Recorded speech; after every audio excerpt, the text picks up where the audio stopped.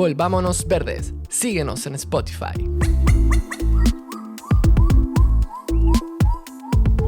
Hacemos surgir nuestros mundos a través de las redes de conversación en las que participamos. Humberto Maturano. Hola a todos, estamos en una nueva entrega de nuestro lindo podcast Volvámonos Verdes. Como siempre, saludamos y agradecemos a nuestros queridos colaboradores Book Bazar, Embarra y Humo Recolector. ¿Y te gustaría apoyar el trabajo que hacemos y ser parte de este lindo proyecto? ¿Eres un auditor fiel de nuestro podcast? Entonces te invitamos a que te suscribas a nuestro Patreon, donde te convertirás en nuestro patrocinador y podrás recibir acceso anticipado a nuevos episodios sin comerciales y también a contenido exclusivo del podcast. Únete en www.patreon.com/volvámonosverdes o en la descripción de este episodio podrán encontrar el link. Tuvimos la suerte de conversar con dos personas muy interesantes, Daniela Cienfuegos y Manuel Tironi. Daniela es ingeniera civil industrial, instructora de yoga, meditación y yoga nidra. Manuel Tironi es sociólogo académico del Instituto de Sociología de la Pontificia Universidad Católica de Chile y del Instituto para el Desarrollo Sustentable, y también es investigador del Centro UC de Desarrollo Local. Vamos con la conversación.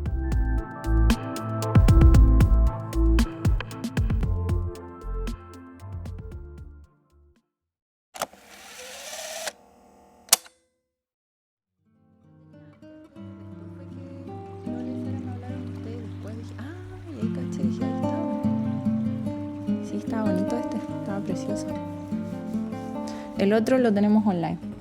Sí. Y el otro lo leímos online. Sí. Ya. No. ¿Están listos? Sí. Bueno, se empieza a grabar desde cualquier parte. Sí. Siempre el inicio nos sale medio raro. Es difícil partir. Sí, estamos todavía aprendiendo. Bien. Nos encontramos entonces con Daniela Cienfuegos y Manuel Tironi. ¿Cómo están? Muy bien. Muy bien, muchas gracias. Hola, buenos días. Expectantes, porque tenemos muchas preguntas. Cuando supimos todo lo que hacen ustedes es tan variado que dije, wow, es muy interesante. Y escriben también para la revista Endémico. Sí, hemos hecho 3 colaboraciones con ellos muy bonitas que nos han traído como mucho contento a nivel personal y ha sido un disfrute en realidad trabajar con ellos. Sí, hubo como una conexión con ellos, con lo que hacen, con el tipo de perspectiva que tienen, con el tipo de exploraciones que están buscando.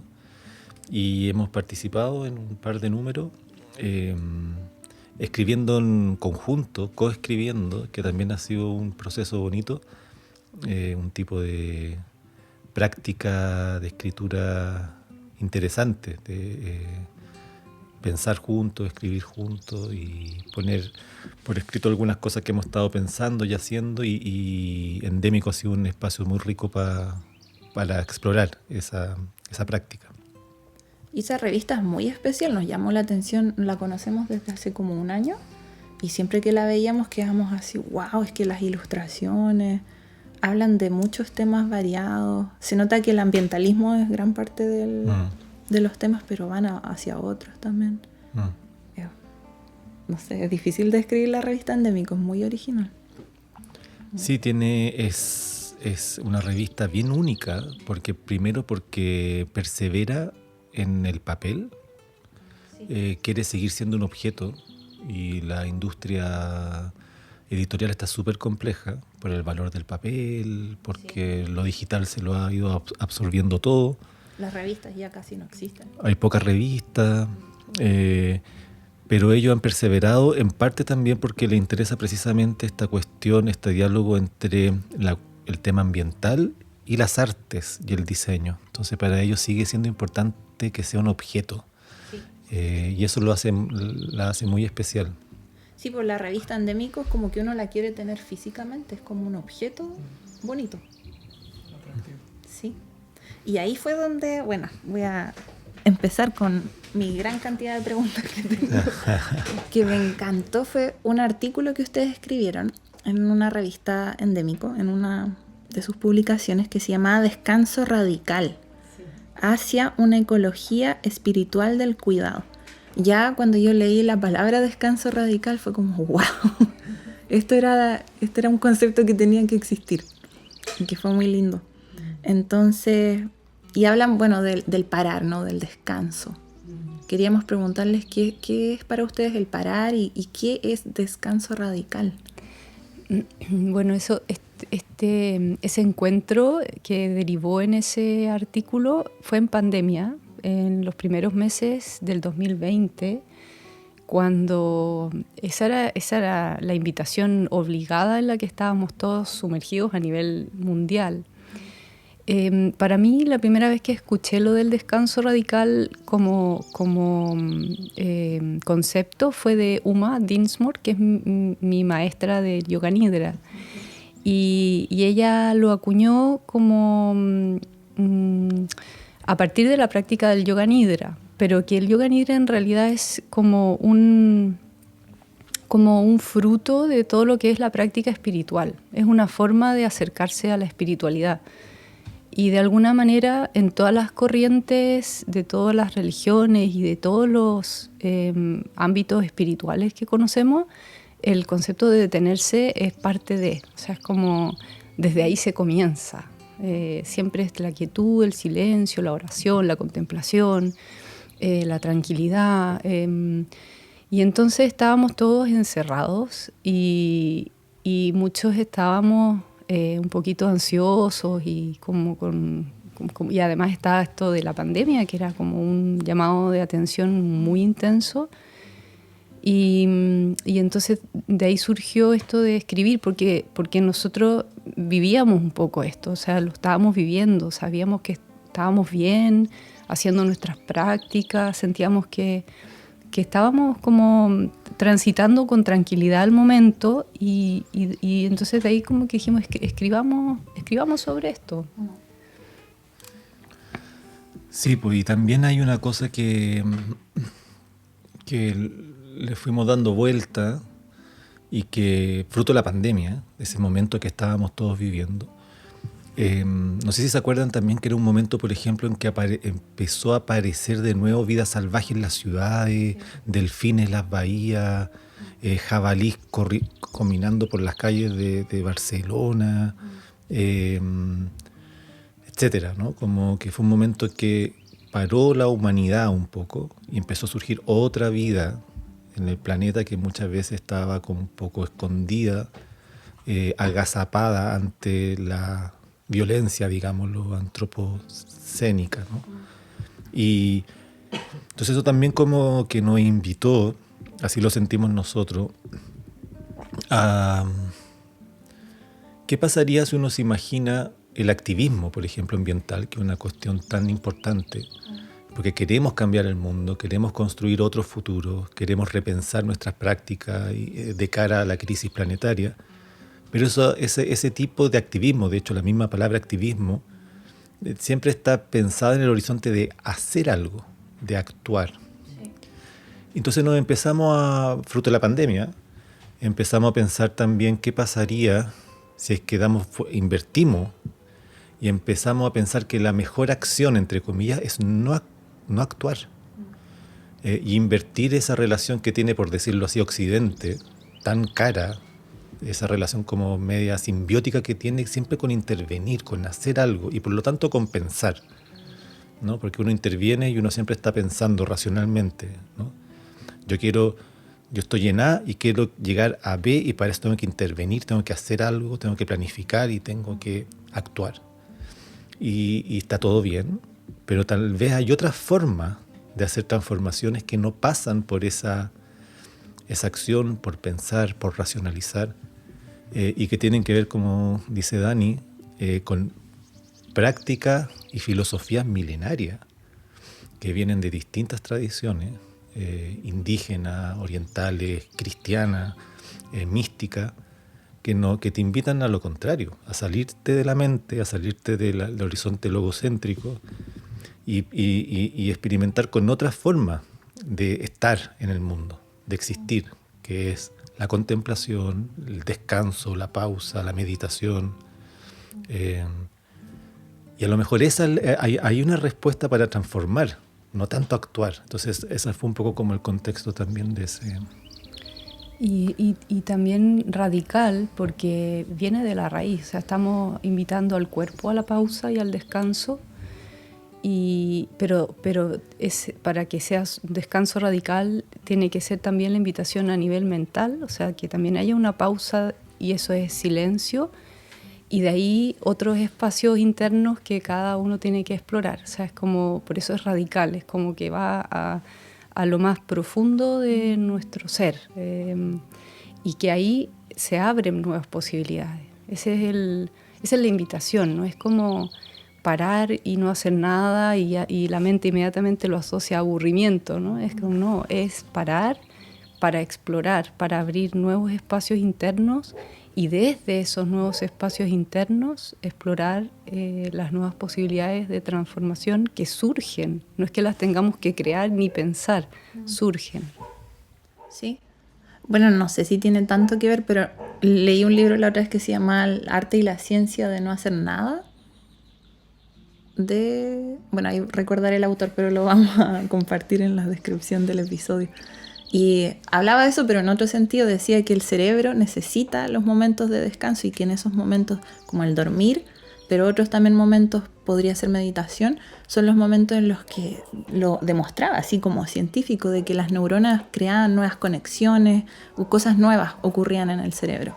Entonces es interesante, porque nosotros siempre tenemos esa sensación de que tienes que estar en movimiento, no te puedes quedar parado, el que se queda parado se hunde, siempre, bueno, la competencia, tienes que imponerte metas e ir hacia esas metas, el hacer. Es interesante, y bueno, gran parte yo veo mucho que lo había leído en otro libro también, que era de Byung-Chul Han, que lo compramos hace poquito, que salió hace poquito, que se llama Vida Contemplativa. Y él dice que prácticamente todo el siglo XX fue el siglo del hacer, pues de desarrollo económico, crecimiento económico, todos avancen hacia adelante, vayan creciendo económicamente, todos trabajen, y eso lleva a la explotación de la naturaleza, que es bien antigua. Entonces todo eso llevó a este punto que estamos ahora, en que nos damos cuenta que estamos destruyendo el planeta entero por nuestras acciones. Entonces es interesante preguntarse si la respuesta para evitar la destrucción del planeta entero y de nosotros mismos no es más acción, sino que dejar de actuar. Es interesante. Claro, y ahí el tema, creo yo, que está como muy ligado y es importante verlo, es que es dejar de actuar desde el silencio, porque en realidad ese actuar compulsivo viene como del deseo compulsivo también, ¿no? Como de esa como necesidad profunda que estamos tratando de saciar a través del hacer, buscar externamente algo que no sabemos bien qué es, y como no sabemos es como un poco infinito. Entonces eso es lo que de alguna forma nos está llevando a una voracidad hacia afuera. Entonces como, claro, necesitamos otro espacio. Es como eso, es una exploración que tiene que venir con un fruto interno, porque eso tiene que ser atractivo y tiene que ser sabroso internamente. Entonces es como una exploración de pausa, pero que tiene que tener como algo que nos lleve a hacerlo porque es satisfactorio. Igual me imagino que mucha gente se puede preguntar, pero ¿cómo el no hacer nos va a ayudar? Si ahora tenemos que hacer, ¿no? Hay que modificar todas los ¿cómo se dice? Las fuentes de energía ahora tienen que ser renovables, tenemos que hacer toda la transición energética, hay mucho que hacer. Entonces me imagino que muchos dirán, no hacer, no hay cabida para el no hacer. Claro, lo que nosotros estábamos pensando no es reemplazar el montón de cosas que hay que hacer. Hay que cambiar la matriz energética, hay que generar otros procesos productivos, tenemos que avanzar hacia metas, ¿no es cierto?, de descarbonización, etcétera. O sea, hay un montón de cosas que hacer, políticas públicas, educación, regulaciones, leyes. La idea no es detener todo aquello. Yo creo que para nosotros, más que parar todos esos procesos, es tratar de establecer otra relación con la naturaleza. Y la naturaleza nos incluye a nosotros y a nosotras mismas. O sea, no es solamente, la naturaleza no solamente está allá afuera, no solamente son los bosques y los ríos, somos también nosotros y nosotras, ¿no? Entonces, ¿cómo se puede articular, cultivar una relación con la naturaleza que nos incluye, que no sea solamente desde el pensar? Y hay formatos, hay pistas, hay otros modos de relacionarnos, el sentir, formas de sintonizarse que tienen que ver también con el silencio, con la espiritualidad. Ese tipo de exploraciones las hemos hecho poco, y siempre el Occidente, por llamarlo de alguna manera, la ha visto como cosas que son inútiles, ¿no? Que no sirven de nada porque no terminan en políticas públicas. Pero probablemente van cambiando conciencia, van cambiando práctica, van cambiando actitudes, van cambiando culturas, que es la base para todo lo demás. Tú puedes tener todo tipo de regulaciones, puedes tener las mejores leyes para el reciclaje y para cambiar, reemplazar los sistemas, digamos, para cambiar los sistemas energéticos. Pero si tú no tienes una cultura y una conciencia, eso es letra muerta sin duda, ¿no? Entonces yo creo que la clave está más bien no en detenerse, ¿no? O sea, queremos que hagan trenes, ¿no? Y para reemplazar a los camiones, pero como al mismo tiempo vamos cultivando otra manera de relacionarnos con la naturaleza, entre nosotros, como sociedad y con nosotros y nosotras mismas, ¿no? Yo creo que esa es la clave. De cara a transformaciones sustantivas. No sé, pues yo veo que ponen ley de no basura en la playa, que me parece fantástico. Pero ¿cómo se va a transformar de manera sustantiva nuestra relación, por ejemplo, con los desechos, con el consumo, con lo que nos satisface? Finalmente hay una cuestión de satisfacción, de estar comprando, de estar consumiendo, de que queremos la nueva tostadora, ¿no? Entonces, perfecto, que pónganle, me encanta que haya multas para no tirar las colillas en las playas, fantástico.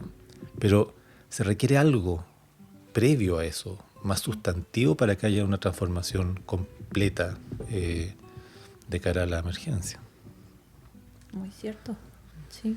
Uno lo ve, hicimos un capítulo sobre el reciclaje, o hablamos de los desechos, y uno ve el reciclaje está súper bien, pues, pero si vas al fondo del asunto, no todo se puede reciclar creo que 8 veces máximo, por ejemplo, son una cierta cantidad de ciclos, después igual se termina transformando en basura. Entonces el problema va antes todavía. ¿Por qué necesitamos consumir tanto plástico? ¿Y por qué esa necesidad de tener y tener más?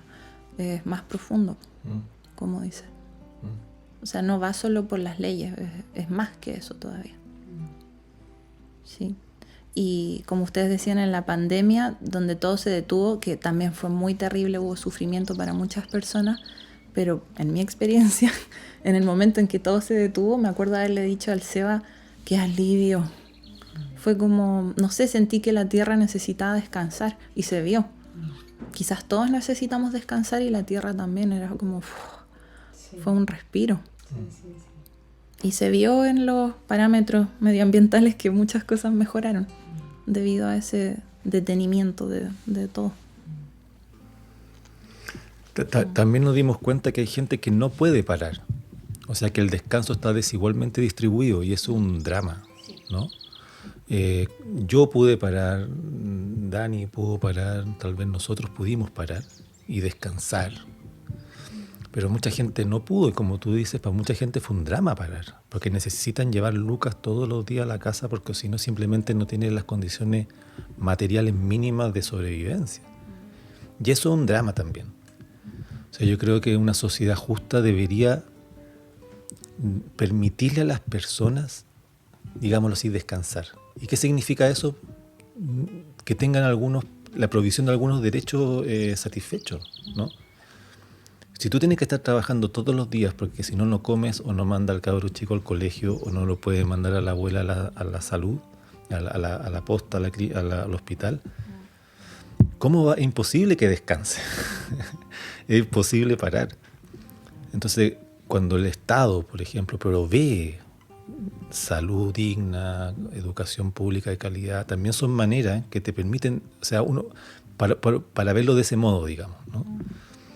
Uno podría decir que también son maneras que le dicen a la persona, no te preocupes de eso, está cubierto. Así que te puedes regalar un par de horitas para dedicarte a ver los pájaros, o a descansar, o a dormir, o a estar con tus hijos, ¿no?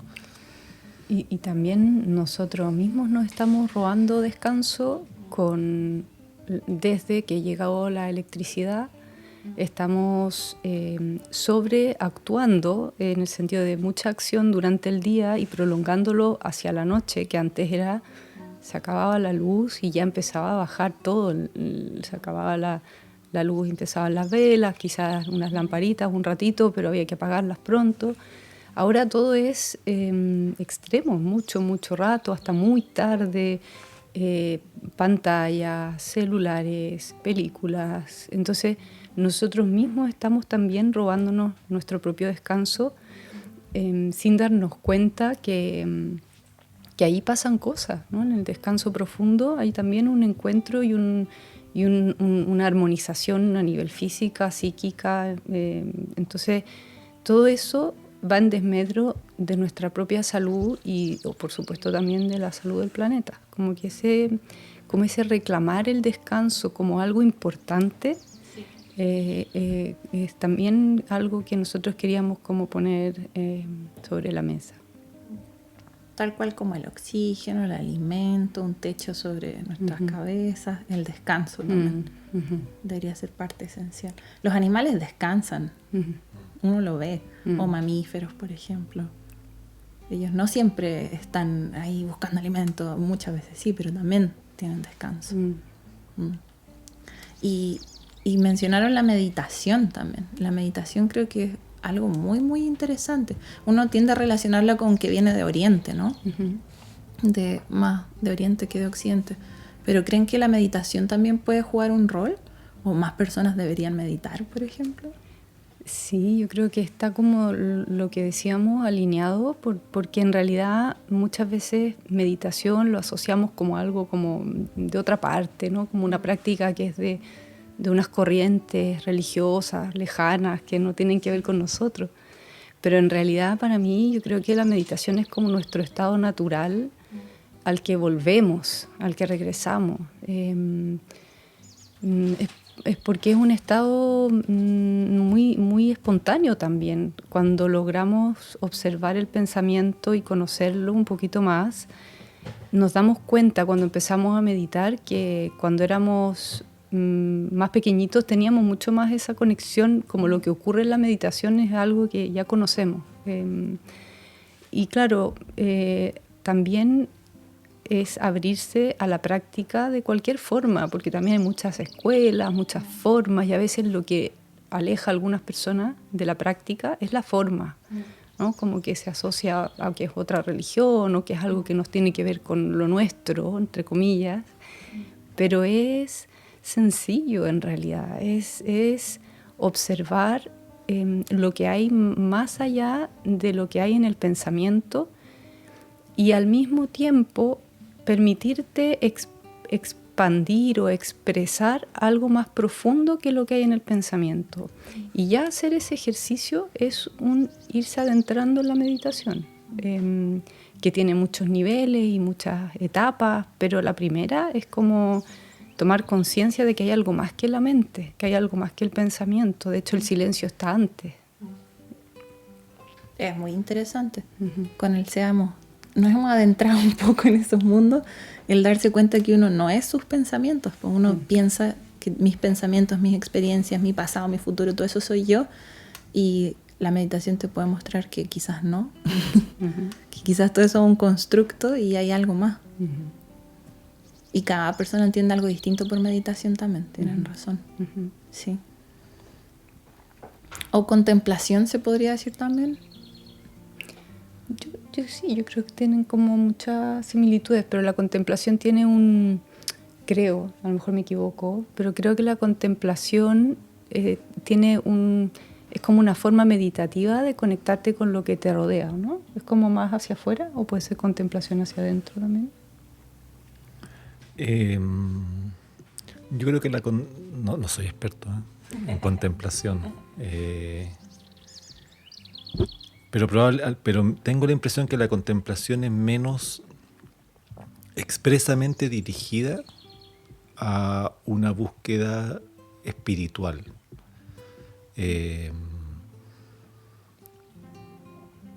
Mientras que la meditación la puede hacer desde cualquier tipo de tradición, no necesariamente no hay que hacerla ni mucho menos bajo el marco de una disciplina, ¿no es cierto? Pero sí está más expresamente orientada al autoconocimiento, ¿no? A una búsqueda más espiritual. La contemplación yo la veo como un paso anterior a eso, ¿no? Es como una metodología para eso, ¿no? Como un método. Conectarte, estar tranquilo, tranquila, dejar que la vida suceda sin tú intervenirla, ¿no es cierto? Que esa es la gracia de la contemplación, es que tú no estás juzgando, tú estás dejando que la vida fluya y en ese observarla sin juicio, tú te vuelves parte de ese flujo. Te entierras, te sintonizas, excelente. O sea, creo que es un estado muy bonito, es un ejercicio precioso, pero uno puede quedarse ahí, ¿no? Y está bien, o sea, no quiero comparar ni hacer, creo que son cosas que están muy juntitas, pero probablemente la meditación tiene más expresamente, indica ya el objetivo, ¿no? Que es como, conectarte con la naturaleza, con ese flujo de la vida para algo más que solamente esa calma que te da ese momento, ¿no?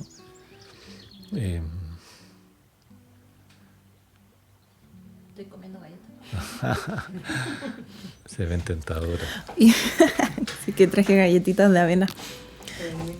Y bueno, una pregunta, solo última con respecto a la meditación. Tengo entendido que ustedes dos han practicado meditación, ¿no? O quizás distintos tipos.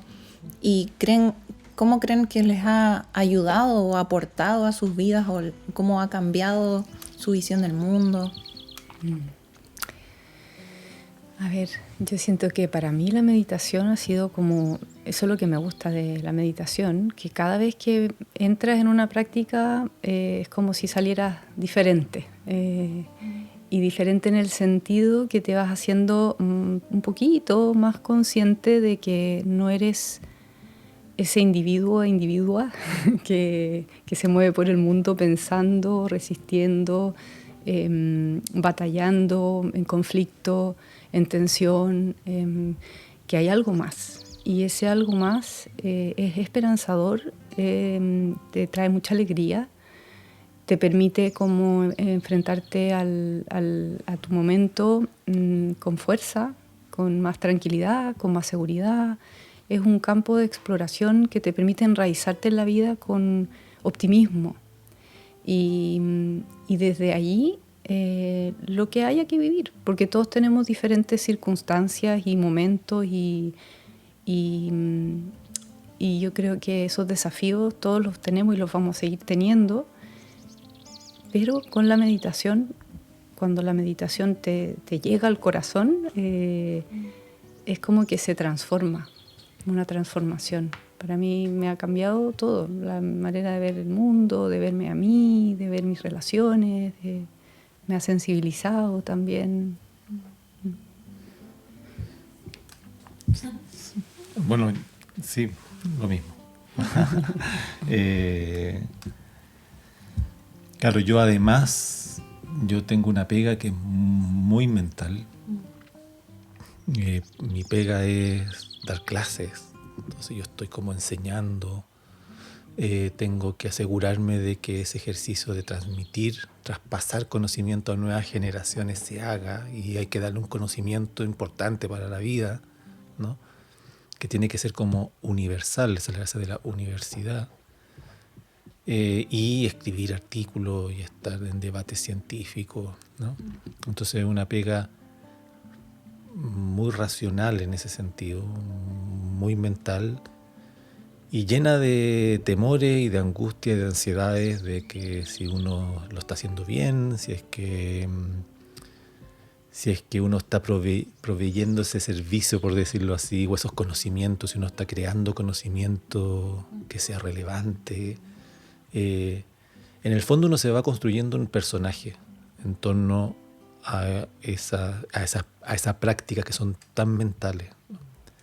Y no nos damos cuenta cómo ese personaje del académico, de la académica, del, qué sé yo, científico, te terminan chupando un montón, te terminan insecuritizando un montón y te terminan haciendo creer que uno es eso, que uno es esos artículos que uno escribe, que uno es esas clases que uno da, que es lo que uno, eso que uno sabe, se supone, ¿no? Que siempre es efímero. O sea, en el momento que yo sé algo, ya otra persona sabe algo más que yo, pero eso, en vez de aceptarlo, porque yo no soy eso, eso genera angustia, ¿no? El famoso síndrome del impostor que se dice en la academia. Entonces, para mí, además de lo que dice Dani, la meditación ha sido una manera de entender que yo no soy esos artículos. Y me encanta escribirlo, me encanta investigar y me encanta dar clases, pero hay muchísima más vida que eso, y la vida no está ahí. Y además a mí particularmente también, por el tipo de investigación que hago, la meditación me ha servido para descubrir cosas, para pensar las cuestiones que me interesan y que investigo, ¿no? A mí precisamente me interesan estos otros conocimientos para entender cuestiones medioambientales, socioecológicas. ¿Con qué categorías pensamos la naturaleza, por ejemplo, ¿no? Hay otras categorías para pensar la naturaleza y para intervenirla. ¿Dónde están? ¿Cuáles se han validado y cuáles otras se han deslegitimado y por qué razones? Entonces, en ese sentido también la meditación a mí me ha servido para entender y para explorar otras maneras de entender la naturaleza. O sea, también me ha servido como parte de mi propio ámbito de investigación. Que me imagino que gente que escuchará este podcast dirá, ¿qué están hablando de meditación en un podcast de medio ambiente? ¿Qué tiene que ver? Tiene mucho que ver. No sé todavía cómo explicarlo, pero siento que tiene mucho que ver. Y todo tiene que ver con todo. Y bueno, hay otro artículo también que escribieron para Revista Endémico. Lo tengo aquí la revista física, que se llama Praxionario Pluriversal. Cuando yo lo leí no entendía mucho. Y después, intervenciones mínimas para futuros más que extractivistas. Y ahí ustedes hablan de un nuevo tipo de hacer en base a intervenciones mínimas. Que después leí un artículo de Manuel Tironi que hablaba de las hipointervenciones. Creo que tenía mucho que ver con eso, ¿no? Entonces, ahí dije, ¿qué es intervenciones mínimas? Y me pregunté por qué mínimas y por qué no máximas. Les pregunto.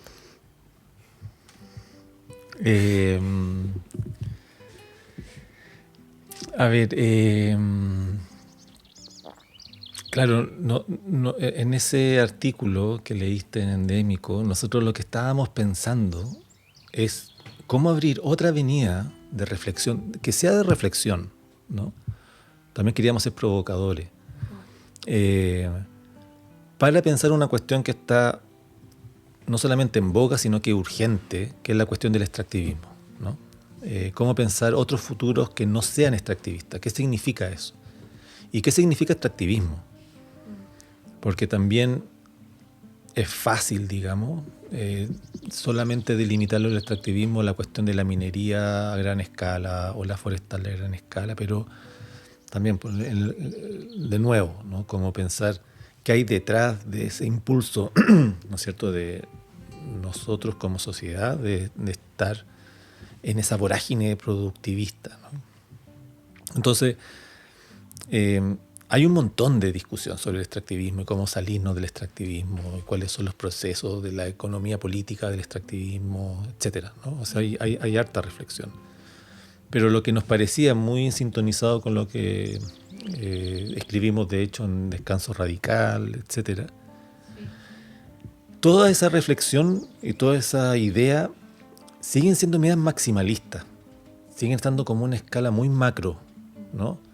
Como cambiar las regulaciones, lo que nos parece fundamental, o sea, no queremos restarle importancia, ¿no?, a cambiar normativa, a crear agencias estatales nuevas, a generar impuestos, por ejemplo, a la gran minería, disminuir protección ambiental, derechos de la naturaleza, plurinacionalidad, todo eso, bacán.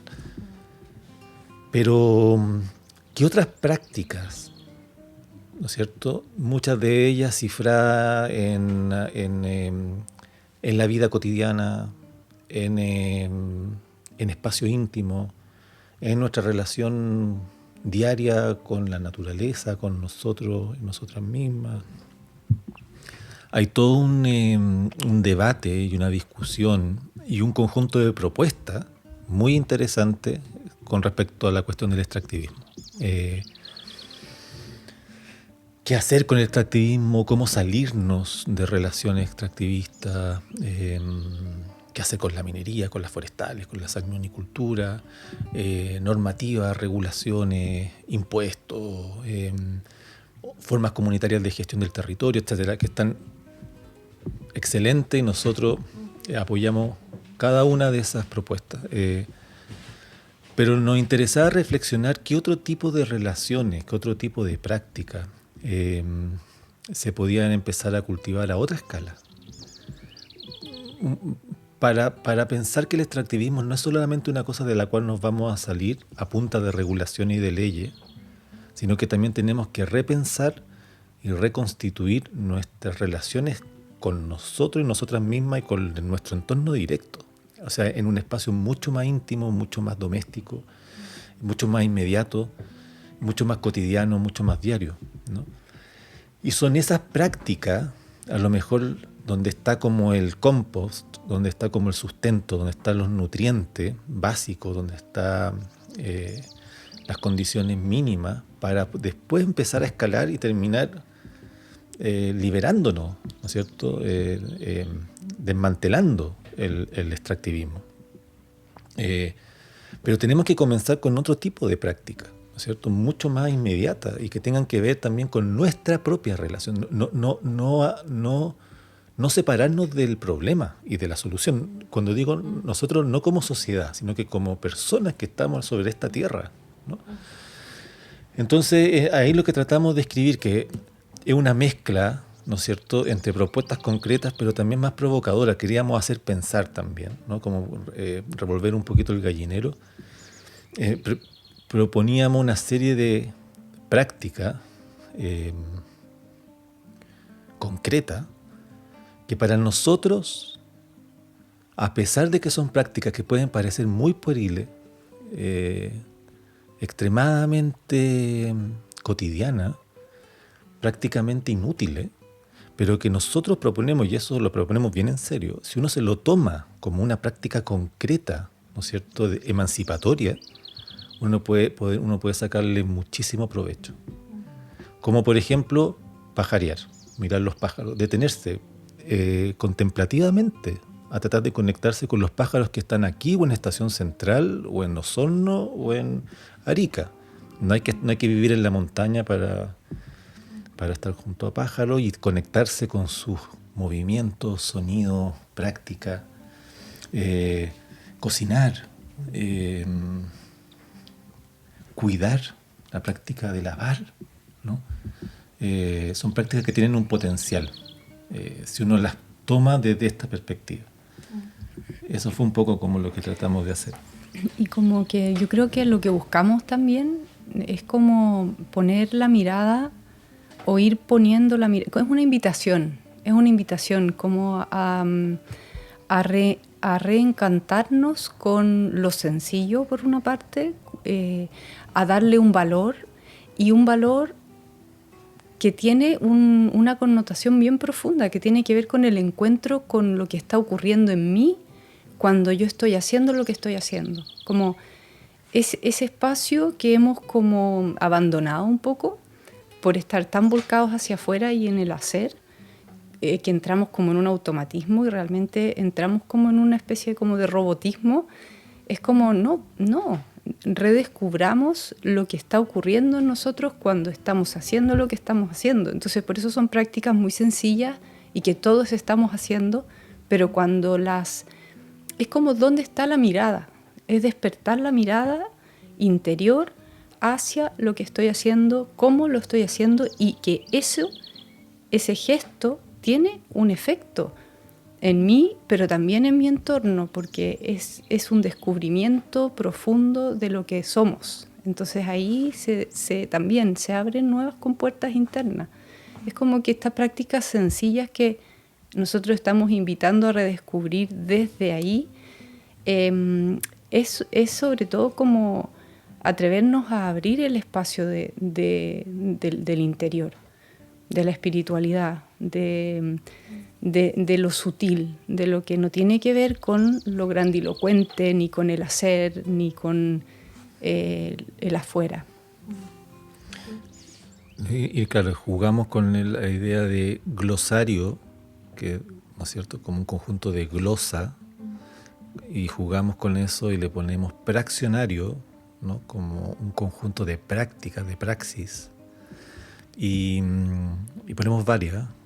Tenemos cada uno nuestra favorita. Sí, de hecho. Pero por ejemplo, yo no sé, pues por ejemplo hay una que a mí me encanta mucho, que es la tender la ropa lavada. Que es bonito la palabra tender, ¿no? Que también es tender cuando uno tiende para que se estire, pero también tender es como una cosa, no sé, una proclivación. Cuando uno dice uno tiende, uno como que se acerca a algo. Y el secar la ropa es, no sé, para mí, no sé, cada uno tiene como sus momentos de conexión cotidiana, ¿no? Pero la ropa con olorcito limpia, el aire, uno la tiende, corre el vientecito, uno la saca porque hay sol. La sensación también de que como que uno está cuidando un poco la casa, como que uno está limpiando, que uno está haciendo más agradable la vida, la conexión ahí con el vientecito, el aire, el sol, la ropa limpia, el olorcito. Ahí hay una cosa, es una tontera. O sea, si uno lo mira desde cierto punto de vista, eso no va a cambiar el extractivismo, no va a cambiar la gran minería, ni va a sacar aquí a las forestales del Gualmapu. Pero hay un momento de conexión ahí, bonito, muy bonito, que si uno pudiese tomarlo como una inspiración, como una metáfora que sea, para otro tipo, para avanzar hacia cambiar nuestras prácticas en general, por ejemplo, con relación a los elementos, el viento, el aire, el agua, a lo mejor puede servir como de semillita para empezar a cambiar nuestras relaciones que están a la base del extractivismo, porque nosotros también creamos el extractivismo, ¿no? En nuestra vida diaria. O sea, nosotros somos súper críticos y progresistas y nos carga el extractivismo, claro, pero en nuestras propias vidas, yo mismo, en múltiples prácticas, y no solamente con el agua, sino que también entre nosotros y nosotras, en mi relación con mi hijo, con mis vecinos, con mis colegas. Entonces, claro, ¿cómo ir cambiando de manera mínima ese tipo, porque de ahí se parte, sino de dónde, ese tipo de relaciones con el mundo, ¿no?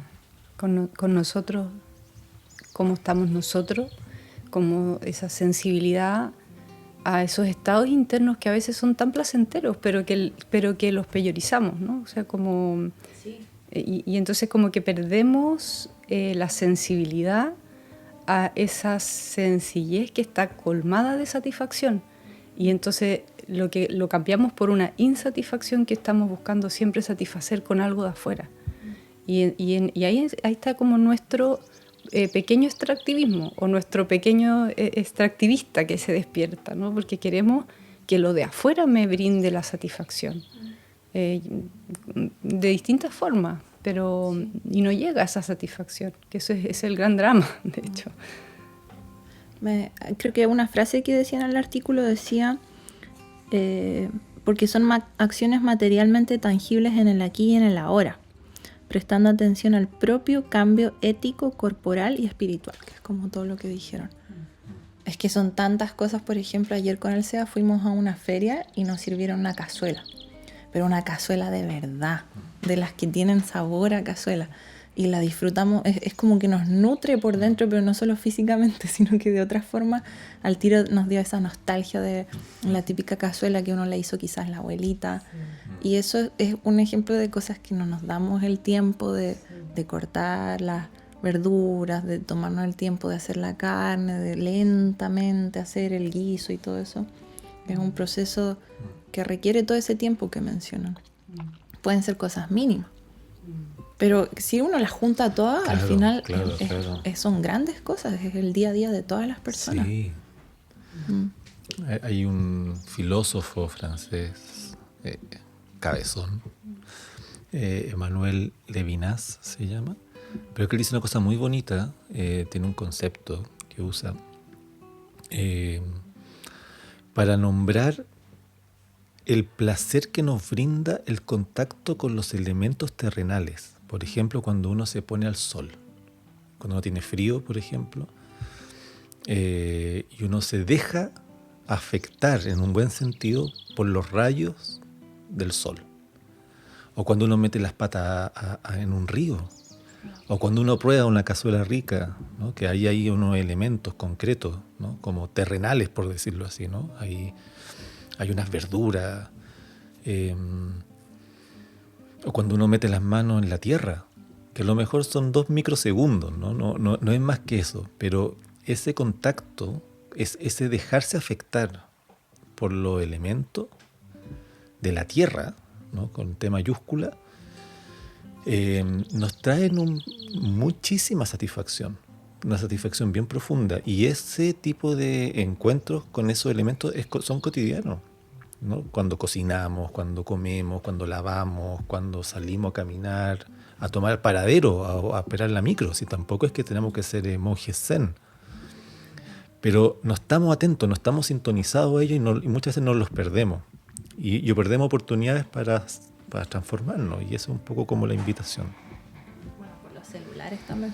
Estamos en el paradero esperando al bus, estamos metidos en el celular. Sí, o sea, es que ese es el tema. Yo creo que como que nosotros mismos entramos en la trampita esa como de que en otro momento es por otra situación, por otro evento que vamos a estar mejor. Y el celular, ¿para qué decir? Pues el próximo mensaje o el próximo post de Instagram que vea o el like, todo eso es como unas sensaciones químicas, además, que el cerebro capta como que ese es la satisfacción, pero que nunca llega realmente. Entonces estamos como, nosotros mismos estamos como entrando en unos loops como de insatisfacción que la estamos creando y nos estamos perdiendo eso que antes lo teníamos quizás más a flor de piel, pero igual tampoco lo habíamos como conquistado internamente, porque si no, no lo habríamos soltado.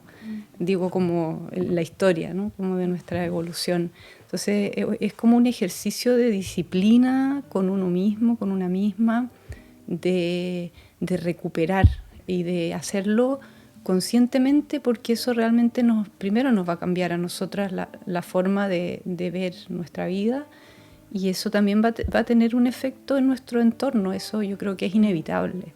Sí o sí. Por ejemplo, mi mamá, ella es la que siempre ve las plantitas, tiene una conexión muy especial con las plantas. De hecho, una planta puede estar súper fea, se la paso y como que y claramente ella se preocupa, las mira. Me dice, Katy, cuando tú las miras, el simple hecho de sentarse y observarlas, eso hace que, por alguna extraña razón, Entonces el hecho de cuidar las plantas, de regarlas, regar el jardín, preocuparse de que esté bonito, eso al final es un aporte para cualquiera que venga a la casa y vea las plantas que sean preciosas. Para mí es el compost también.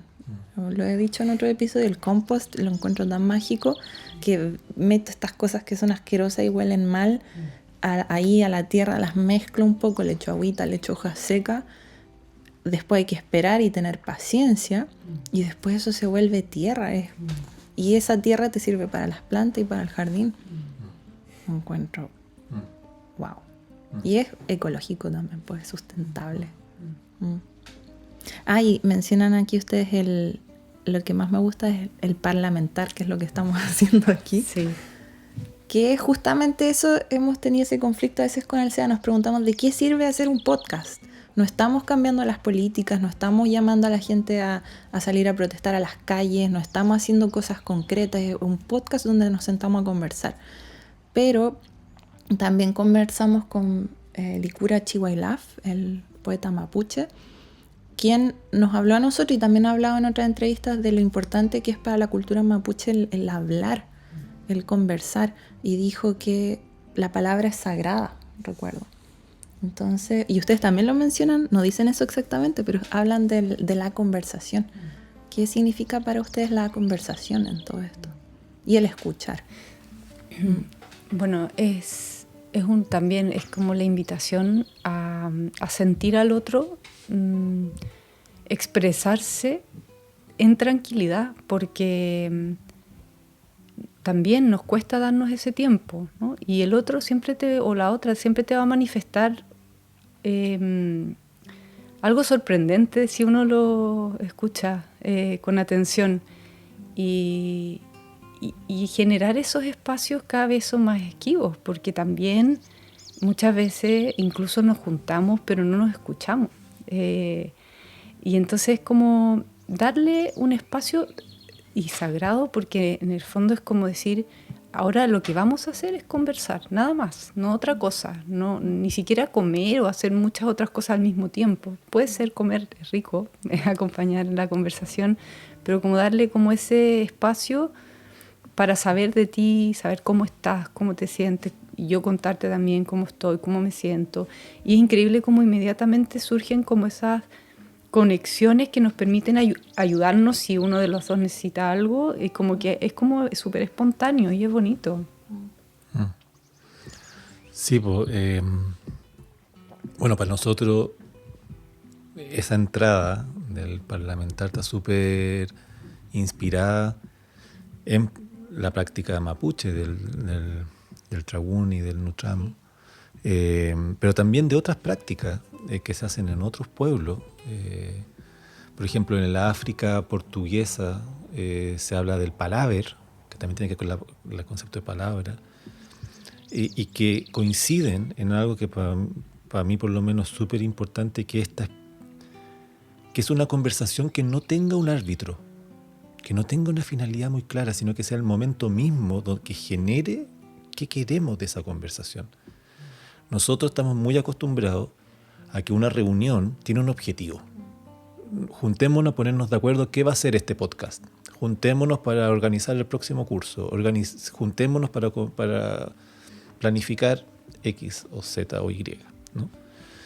No nos damos el tiempo para el puro goce y el puro arte de, como dice Daniela, de estar juntos, de escucharnos, no juzgar mucho, ¿no?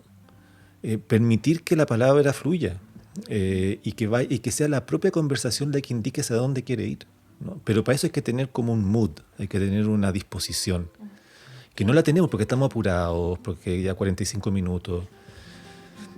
Yo he tenido el privilegio de asistir y de participar en Tragún mapuche, y es muy bonito porque no tienen un horario. No es que te digan ya tenemos 1 hora y cuarto y vamos, por eso es el objetivo. Uno puede estar ahí 3, 4, 5, 6, 7, 8 horas, entre medio se come. No hay un arbitrio, que eso lo encuentro muy bonito. No hay nadie que diga, no, tú estás, eso es otro tema, ¿no? Hay una filósofa, la Isabel Stengers, que precisamente habla de los palabras africanos y que dice que la gracia de esos palabras es que cualquier persona puede intervenir y decir lo que esa persona siente que es relevante para la conversación. No hay nadie que le juzgue y le diga, no, disculpa, eso está fuera del tópico, ¿no? Y ese como proceso es muy, muy bonito. Por eso que hablamos de parlamentar y no de conversar necesariamente, o de reunirnos, o de discutir, ¿no? Claro, no es Es como otra debatir. figura, no es debatir.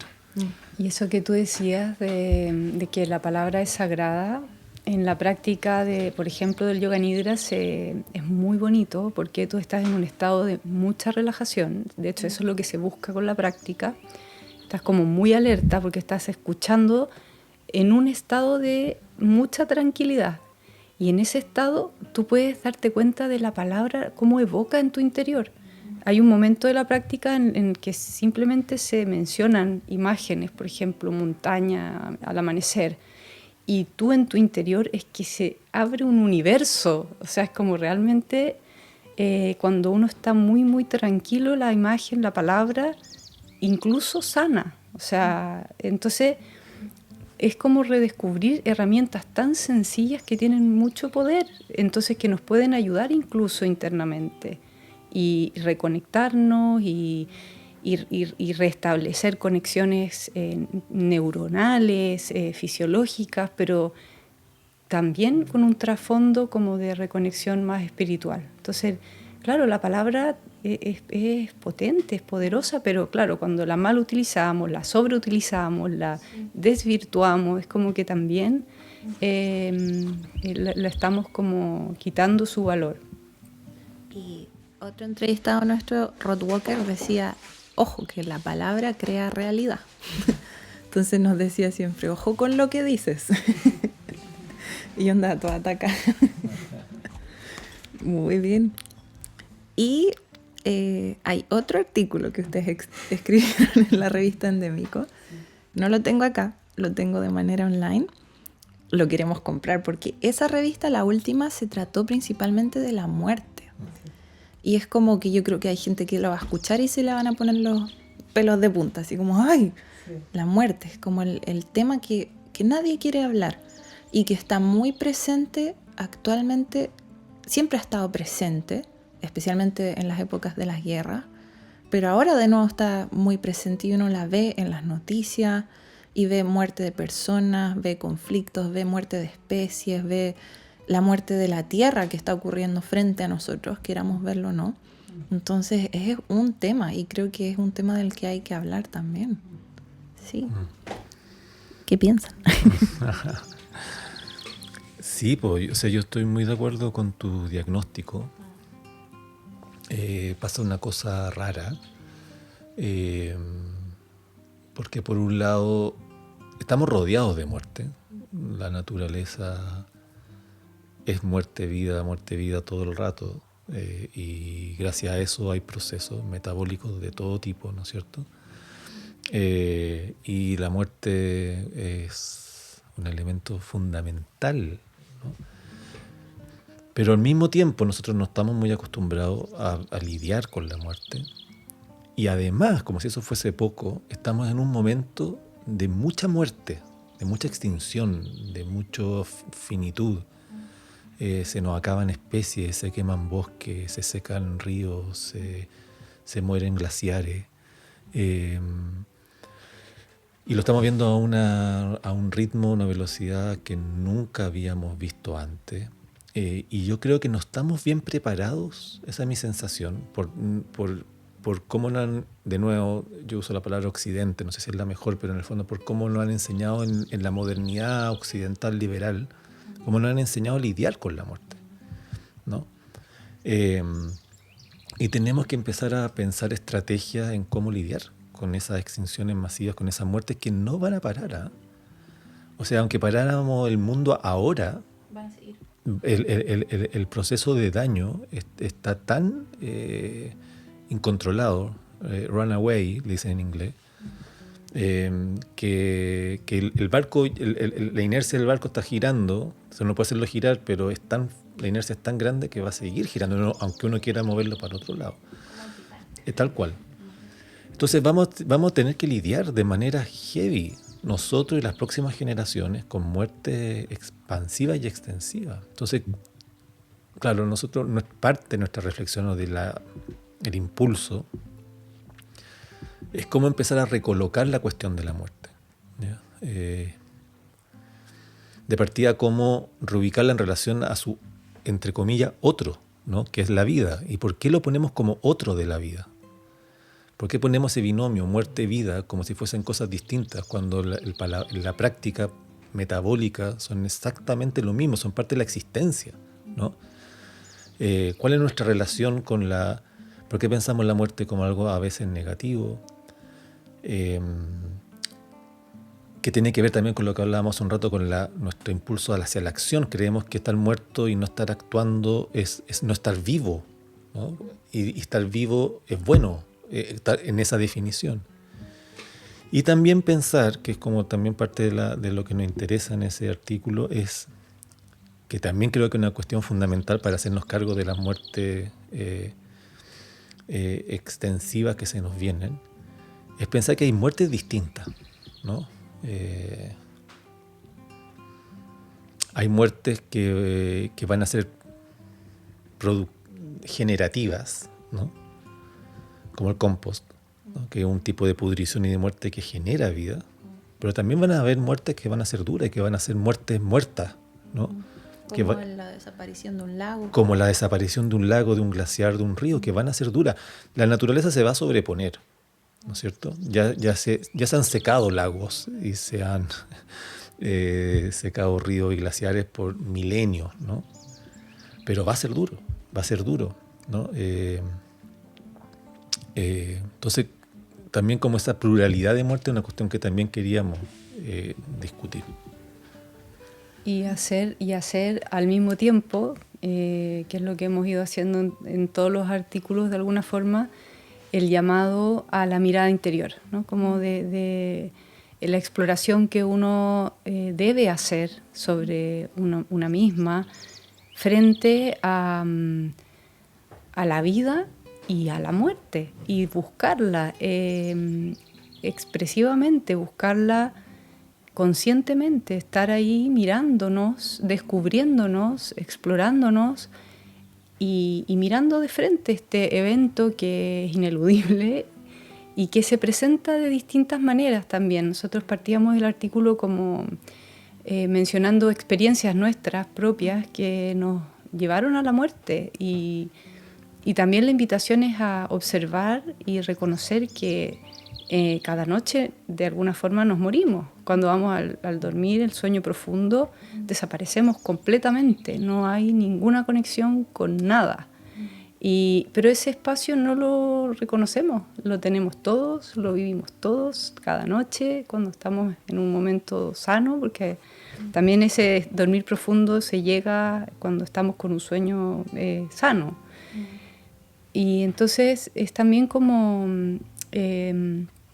reconectar con, de nuevo, como esa cotidianidad de algo que pasa todos los días, pero que es trascendente, tiene que ver con nuestra naturaleza profunda, que no le damos la atención, la mirada, la importancia que tiene en nuestra evolución, en nuestro estar aquí, en nuestro ser. Y entonces todo ese proceso es el que a nosotros nos motiva y nos interesa y nos encanta además, como ese mirar. Y bueno, dentro de todo eso decía otro artículo en la revista que era de Mariana Matija, de Colombia creo que era ella, que hablaba del duelo ecológico y que tenemos también que aceptar que estamos viviendo todos juntos una especie de duelo por nosotros y por el planeta entero y por el sistema que también está en crisis. Y hay que aceptarlo y también conversar acerca de eso.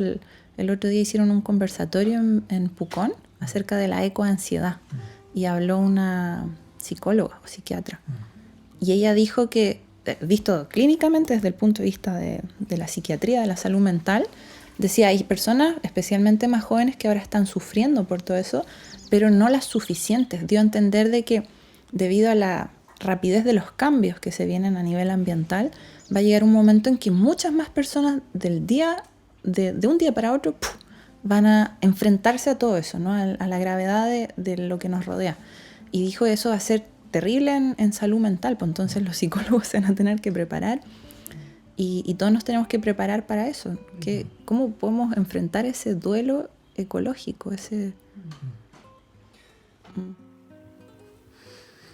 O sea, yo lo vivo todos los días porque yo doy clases a precisamente el grupo etario, digamos, que hoy en día está sufriendo de manera sistemática y grave temas de ecoansiedad y ecodepresión, que parece un chiste. O sea, yo me lo imagino a gente más vieja, de otra generación. Hago una enfermedad nueva. Claro, que tú le dices, pucha, hay ansiedad por el cambio climático, y la gente dice, ya, bueno, por favor, ¿no? Tienen casa y que también tienen algo razón, ¿no? Pero no se dan cuenta que hay algo ahí muy profundo de pesimismo existencial y de miedo frente a la posibilidad real de que no pueda continuar la vida, la humana, sobre el planeta. Y yo creo que bueno, hay varias cosas clave. Una es la que tú acabas de mencionar, y parece que fue la que mencionó la psicóloga, la psiquiatra, que es el tema del duelo. Porque la gracia del duelo es que te permite superar y trabajar el dolor, ¿no? No quedarte con él. Y salir resiliente. Y salir mejor parado, ¿no? Y entendiendo el sentido, por lo menos aceptando esa muerte como parte de la vida, ¿no? Y yo creo entonces que tenemos que pensar muy seriamente en cuáles son esos duelos. Eso creo que no lo hemos pensado. Yo tengo una colega norteamericana, la Simini Howie, una antropóloga, que ella, por ejemplo, ha hecho procesos de duelo ante la muerte de glaciares en Finlandia, por ejemplo, en Islandia. Que de hecho uno se murió, se ha ido muriendo los últimos 200 años, y hace poco fue como que dieron oficialmente por extinto un glaciar. Imagínense un glaciar que debe tener un par de millones de años. Y ella ejecutó un proceso de duelo formal, ¿no? O sea, me refiero como una ceremonia. Precisamente para tratar de darle sentido a este tipo de muertes que van a seguir ocurriendo, pero que no tenemos la herramienta, no tenemos la manera de pensar en términos de duelo cuando se muere, se extingue un río, un glaciar, que está sucediendo, lo estamos viendo en Chile, en todas partes, ¿no? Es una cosa, y la otra, yo creo que es bien importante, que es perderle un poco el miedo, perderle un poco la distancia a la muerte misma como situación. Creo que ahí también tenemos que hacer un trabajo. Estamos muy poco acostumbrados a la muerte. Nuestros abuelos y abuelas veían muertos literalmente mucho más. Se moría la tía y había que vestirla. En el campo también, en zonas rurales, están mucho más acostumbrados a la muerte. Matan a sus animales para comerlos. Nosotros los vamos a comprar el pollito envasado. Tenemos como una relación muy lejana con la muerte como proceso y como materialidad. Los pueblos originarios tienen otra relación con la muerte, porque son otros ciclos temporales también.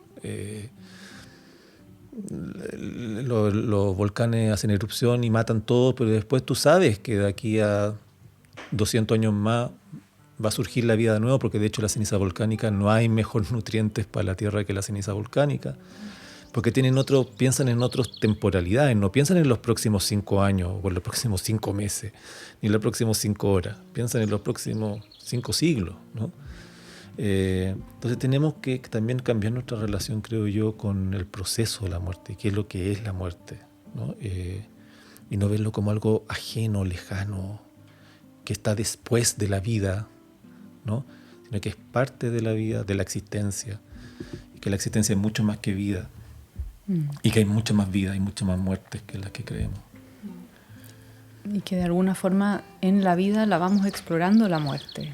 en pequeñas o grandes experiencias, ya sea en el sueño profundo o también experiencias cercanas a la muerte que nos llevan a ese momento, nos estamos preparando a través de la vida para ese momento como de emancipación sobre la materia corporal, ¿no? Como el alma se libera de alguna forma y esa liberación va ocurriendo en nuestro día a día también. O sea, la muerte es el morir de los aspectos también mentales, físicos y vivir a otra experiencia interior.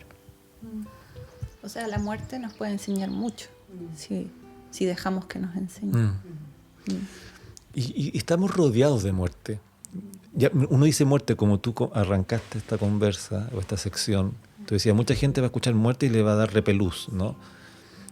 Porque claro, porque por alguna razón esa cosa que es otra que la vida, y no sé por qué es otra, ahí hay una pregunta, como que la sentimos como que es problemático, ¿no?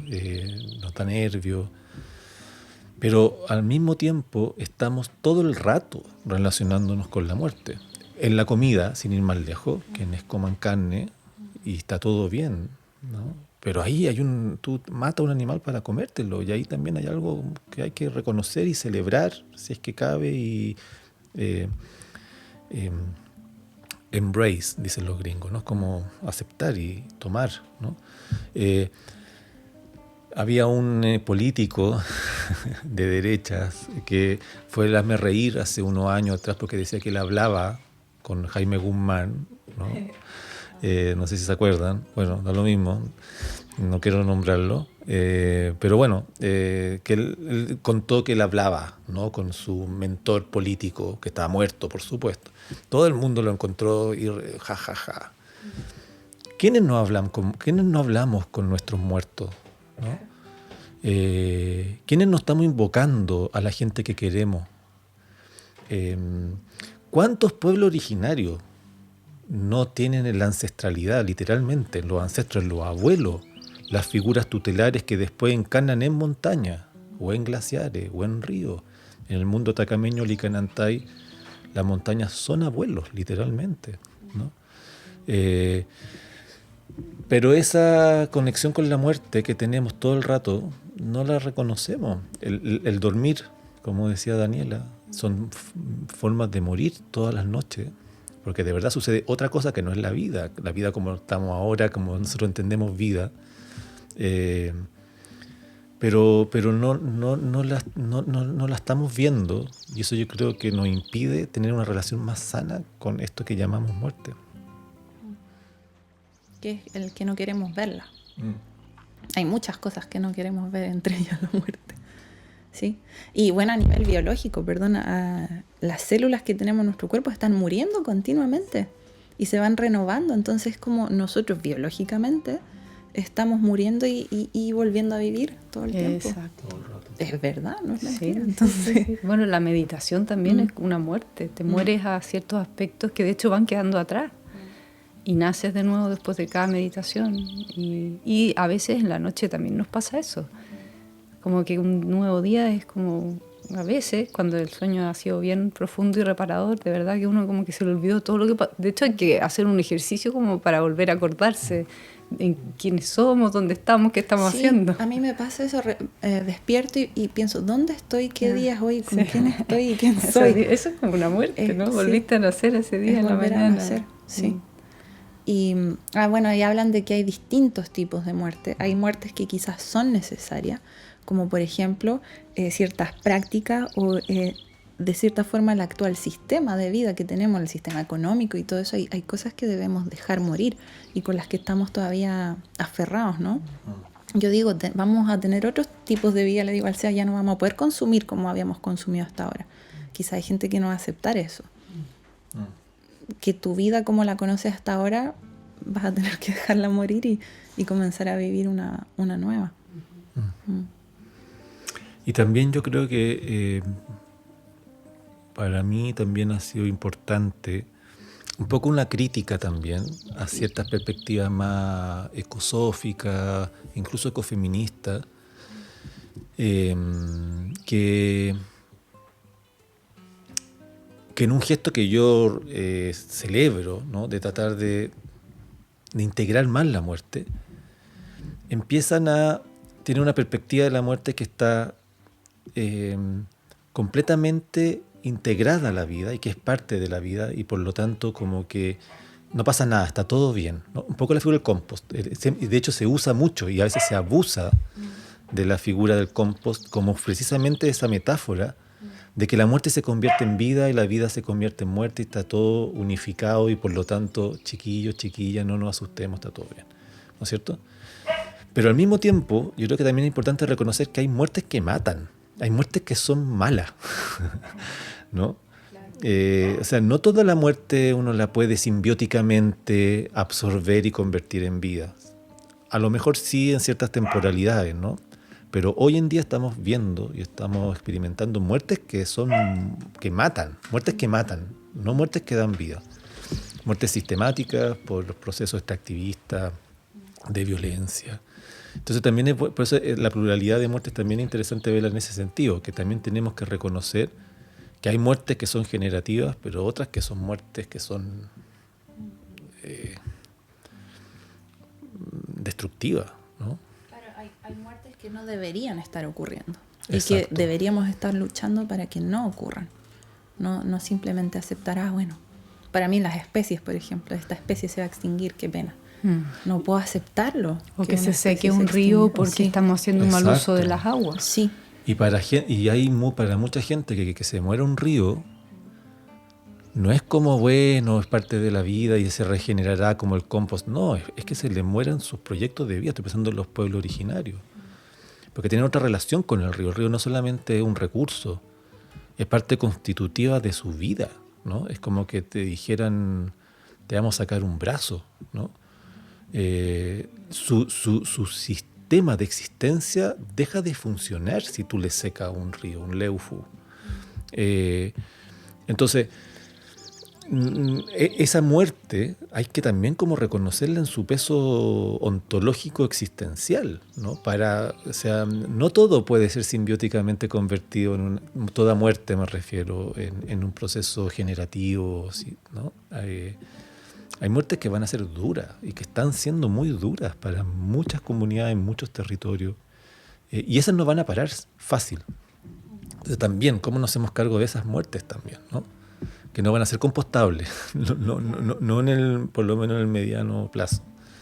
Que son simplemente pérdidas que no se Pérdidas pueden duras, reemplazar. Pérdidas duras, pérdidas muy fuertes de existencias, de la existencia que se pierde del río, pero esa existencia del río es inseparable de la existencia de otros seres, como son comunidades más que humanas, ¿no?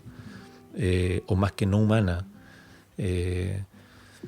Y eso también hay que empezar a reconocerlo. Es fuerte el tema, hay mucho que conversar al respecto. Y otra cosa que me gustó que leí, había dicho Mariana Matija también en la revista Endémico, hablaba del duelo y el luto ecológico y dice, el duelo existe cuando hay algo que se ama. Entonces ella reconoce que, claro, la pena, la tristeza, la ansiedad, todo eso viene porque amamos la vida, la naturaleza, a nosotros mismos, viene del amor también.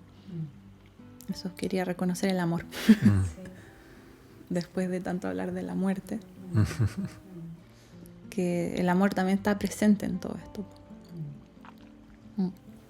En la ecoansiedad, ¿te refieres tú? Claro. En estos procesos. En la pena, en la tristeza, en la ansiedad, me parece que, claro, exactamente. Sí. Sí, yo sería, voy a jugar el papel del pesado, o sea, sería un poquito más crítico también, sin duda, estoy muy de acuerdo. También creo que también es un amor a esas especies que se desaparecen, pero también un amor a nuestras propias vidas de mucho privilegio que hemos tenido y que no nos podemos imaginar, y nos da mucha ansiedad.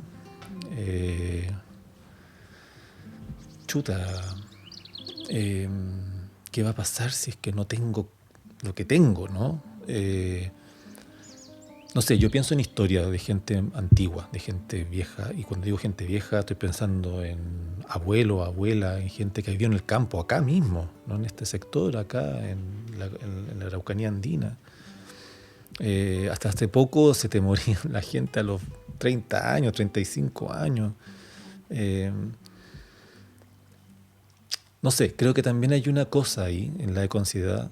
Estoy de acuerdo, ¿eh?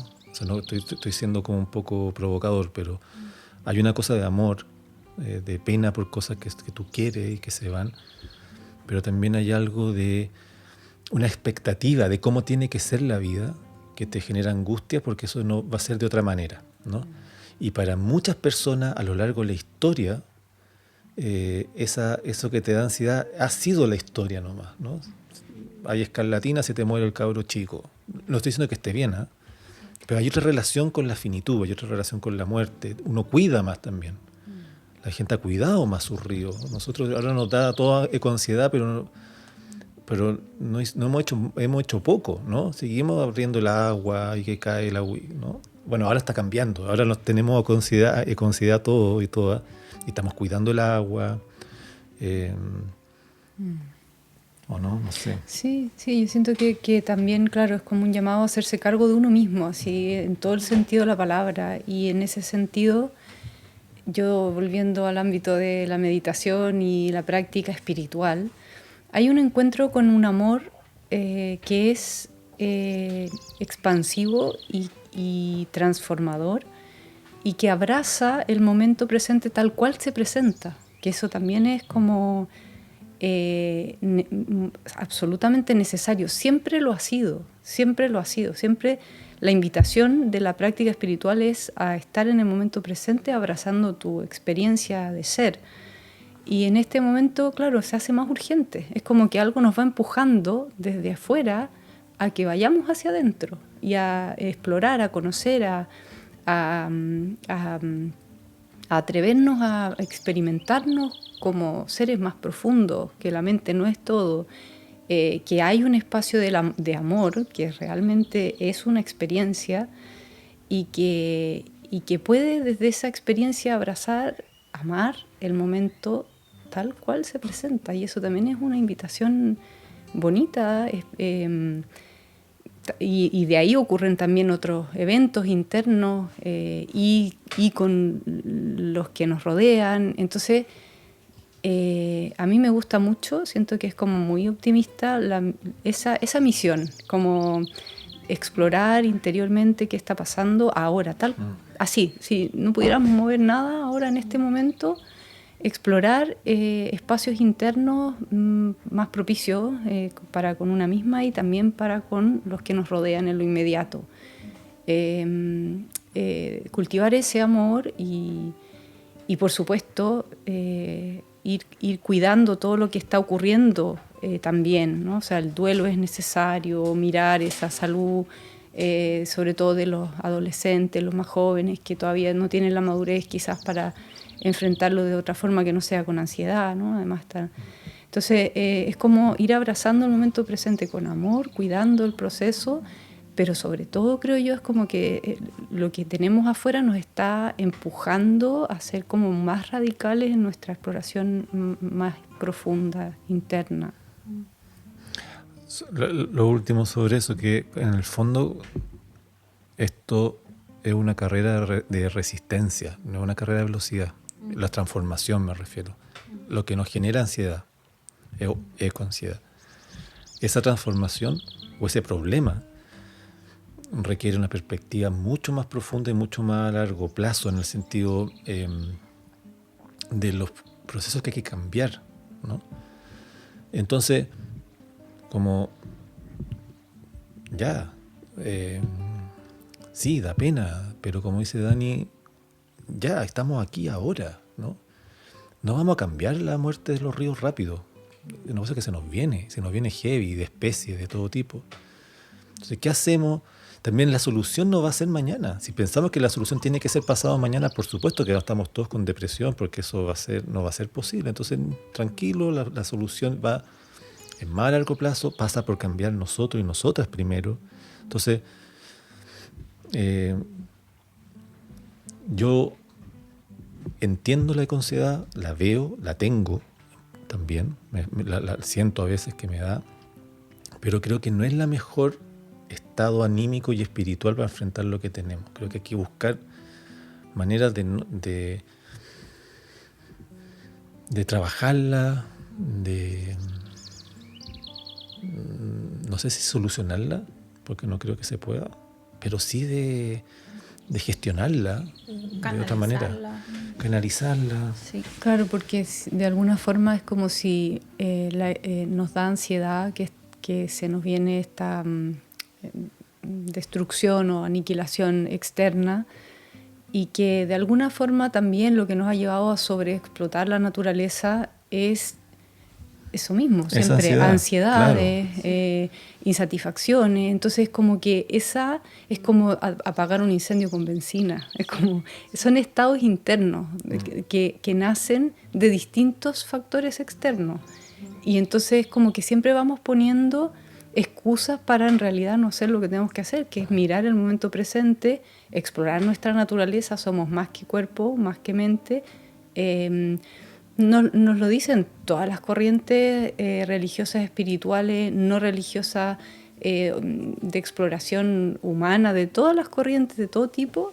En el fondo hay una invitación que no hemos hecho, y que si no la hacemos igual nos estamos perdiendo lo que estamos haciendo aquí, y estamos generando más como agitación en vez de ir como calmando un poquito el... Es como la noción de que siempre nos reímos de los ciclistas furiosos. Sí. O sea, para eso prefiero que todos andemos en auto. O sea, si vamos a estar furiosos andando en bici, esa no es la solución, ¿no? O sea, si vamos a tener ecoansiedad frente a un problema que a la base está la ansiedad, si la solución al problema de la sustentabilidad urbana es tener gente furiosa, pero en bici, no. Claro, tiene que ver con los estados internos, que son importantes. Creo que ahí no nos hemos detenido lo suficiente en ese cuidado. No había pensado eso de los ciclistas furiosos. Entiendo la furia también. La furia tiene una razón de ser. Y nos caen bien. Y nos caen bien. A mí me gusta. Yo prefiero ciclistas furiosos que automovilistas furiosos. No sé, yo prefiero... Es que andando en bici en Santiago yo también muchas veces sentí esa furia de sentirse pasado a llevar por los camiones y los taxistas y todo eso. Entonces sí, claro, la furia, también hay furia y rabia dentro de todo esto, pero entiendo de que no va por ahí quizás la cosa, ni por la ansiedad tampoco. O sea, yo lo discutí harto con mis estudiantes, que es una tremenda cuestión, ¿eh? O sea, más allá de los ciclistas furiosos y la ecoansiedad, pero por ejemplo,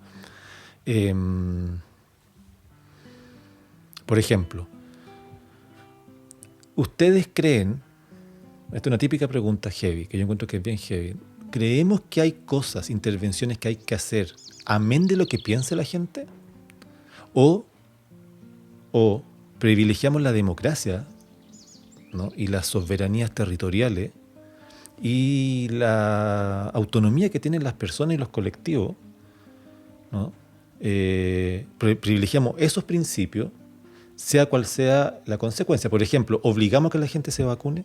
O, por ejemplo, yo estaba en un conversatorio con una persona muy importante del mundo del ambientalismo, más formal, mundo ONU, ¿no es cierto? Y él decía, mira, ¿sabéis que estamos en un momento que es lo mismo lo que piensa la gente? No estamos para hacer conversatorios con la gente y qué opina usted sobre hacer intervenciones para la sustentabilidad hídrica. Hay que hacerlas, casi como top-down, o sea, no casi, totalmente top-down. Sí, una decisión de arriba. Para abajo, ¿por qué? Porque la urgencia lo justifica, la emergencia lo justifica, ¿no? El fin justifica los medios. Y estamos en una emergencia y como un doctor que no te pregunta si te duele, sino que te opera, estamos en una situación en que hay que operar y no hay que preguntarle a nadie. Yo soy el otro bando. Yo prefiero que nos extingamos, porque a lo mejor eso es lo que le toca a esta era. Los humanos, los microbios, las plantas y otros animales mamíferos van a seguir viviendo, pero nosotros como no prefiero que nos extingamos, pero respetando ciertos valores, ciertos maneras de relacionarnos, no perder mínimamente ciertas condiciones humanas, ¿no? Como por ejemplo respetarnos, como por ejemplo cultivando cualidades, como por ejemplo la democracia, y que si a lo mejor eso nos lleva a que no vamos a poder hacer la intervención ingenieril para... Bueno, pero... No sé, me acordé por lo de los ciclistas furiosos.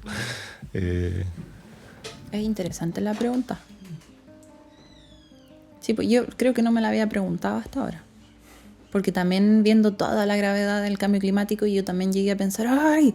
Todos los países se tienen que poner de acuerdo e imponer. Un dictador ambiental. Uno pasa por esa etapa. Claro. Sí, claro. Entonces también pensé eso. Obligar a la gente a dejar de tener hijos. Exacto. Y no se pueden usar más autos, se acaba el consumismo. Pero uno entiende por la historia de la humanidad también que cuando pasa eso, te sale el tiro por la culata a veces, pues es para peor. Sí, porque al final igual para imponer eso va a haber muerte, van a haber guerra incluso, vamos, y entonces es como, no creo, parece que no va por ahí la solución, ¿no? Como busquemos por otra parte. O sea, yo trabajo en el Salar de Atacama, el litio, el oro blanco de la sustentabilidad, porque con eso se hacen las baterías, que todo el tema crítico de la transformación de la materia energética pasa por tener baterías que puedan capturar la energía renovable no convencionales, porque tú la puedes producir, pero otra cosa es almacenarla, la electromovilidad, ¿no es cierto?, los autos eléctricos, que es una manera por lo demás de hacer sustentable una industria que es insustentable. O sea, lo que deberíamos parar es de hacer autos, no de hacerlo eléctrico. En fin. Entonces, uno podría decir, como lo está haciendo el gobierno, el litio es un mineral no metálico, ¿no es cierto?, crítico para la sustentabilidad. Necesitamos urgente movernos a la sustentabilidad, así que lo vamos a explotar ahora con un instituto nacional, ¿no? Pero lo tenemos que explotar. Bien, pero ¿qué pasa con la soberanía del pueblo Licanantay? ¿Qué pasa con la gente que habita ahí desde los últimos 13.000 años, con la especie, múltiples especies, ¿no es cierto?, que han habitado en ese frágil ecosistema? ¿Tienen algo que decir o vamos a pasar por encima de ellos en nombre de la sustentabilidad? Ya en nombre del progreso y del desarrollo de la industria ya hicimos eso. Por ejemplo, en Puchuncaví, Ventana. Claro. Ya dijimos, en nombre del progreso, para ser modernos, tenemos que tener una refinería de cobre para lanzarnos, ¿no es cierto?, lanzar la industria cuprífera al futuro. Ya lo hemos hecho en la historia. Que hemos tenido como principios universales que justifican cualquier tipo de intervención. Hoy en día la sustentabilidad está haciendo de nuevo ese tipo como de principio que lo justifican todo. Y ahí me baja la duda a mí, ¿no? Me baja la duda. Es decir, pucha, mira, a lo mejor nos vamos a tener litio y a lo mejor no vamos a hacer transformación de la matriz energética y a lo mejor nos vamos a extinguir en un par de miles de años. Pero a lo mejor pero eso, o sea, no podemos sacrificar, es la lógica del sacrificio, de nuevo, ¿no? Modos de vida, proyectos de vida, formas de relacionarse con la naturaleza en nombre de esa sustentabilidad que es media a veces muy mental, es muy genérica, es muy racional, pero no toma en consideración otras cosas, ¿no? Quedo pensando. Que no sé cómo solucionar el problema del cambio climático, pienso yo también. Bueno, yo estaría, o sea, esto no es, no sé, yo también estaría por prohibir cosas, o sea, no es que diga como que no hay que hacer nada, por el contrario, o sea, pero la cuestión es quedarse con el problema, no resolverlo de una patada, ¿no? Se entiende. Y es simplista también, pues creer que una solución es esto es la solución para todos y con esto vamos a salvar al mundo, no funciona realmente así. Yo creo que los auditores van a quedar también pensando en eso. Sí. Porque realmente, como muchas personas, no hay respuestas claras. Uno no tiene la respuesta de cómo. Pero para eso está el parlamentar, por ejemplo. Pues ahí uno puede empezar a cultivar otras prácticas. Nosotros estamos muy en la solucionática, creo. De buscar, ¿no? Esta es la solución.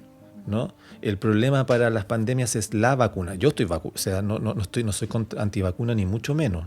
¿Ya? Yo estoy vacunado, ¿no? Pero vamos a seguir teniendo brotes zoonóticos en las próximas décadas porque tenemos la embarrada, ¿no? Tenemos la embarrada con la industria cárnica, hemos deforestado, o sea, tenemos otra relación con los microbios y con las bacterias, ¿no es cierto? Vamos a seguir teniendo pandemia. ¿Qué vamos a hacer? ¿Vacunarnos a cada rato? Vamos a tratar de establecer otras relaciones, ¿no es cierto?, sociales, tratar de pensar en la salud pública de otra manera, buscar otras maneras. O sea, vamos a tener un parlamento, vamos a parlamentar sobre esta cuestión abiertamente, sin juzgar y buscando la mejor solución y identificando bien los problemas. Sí, también es interesante ver que muchas veces las soluciones que planteamos son como por negarnos a hacer cambios internos. O sea, es como cómo lo hacemos para poder mantener lo que nos gusta, tal como nos gusta. Entonces nos gusta mucho, mucho viajar, nos gusta mucho, mucho comprar, nos gusta mucho hacer estas cosas. Entonces, claro, se nos está viniendo el mundo encima, pero ¿cómo lo hacemos para agarrarlo un poquito más para poder seguir haciendo lo que queremos hacer? Auto eléctrico ahora. Ahora, Eso, claro, y entonces eso tenemos que verlo, tenemos que hacernos cargo, porque y realmente también comprendernos, porque el impulso que nos lleva a desear eso es nuestra insatisfacción, nuevamente. O sea, es como la insatisfacción llevada afuera. Y vamos a tener que hacernos cargo, y eso lamentablemente es cada uno consigo mismo. No hay una política pública que nos permita, cada uno se hace cargo de su insatisfacción, ¿no? Es como, no se puede hacer global eso. Y una pregunta que me he hecho antes, ¿de dónde viene esa insatisfacción? Es bien... ¿Por qué? Yo siento que, bueno, es parte de la exploración espiritual, y ahí creo que tiene que ver con que somos más que cuerpo y mente. Creo que va por ahí, me atrevería yo a decir, y dejarlo ahí, porque creo que también cada uno tiene que buscar su respuesta, ¿no? Sí, pues yo también creo que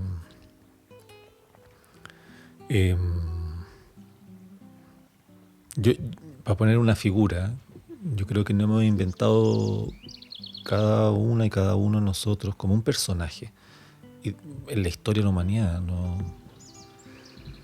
En el cual creemos que somos aquello que tenemos o aquello que pensamos o aquello que hacemos.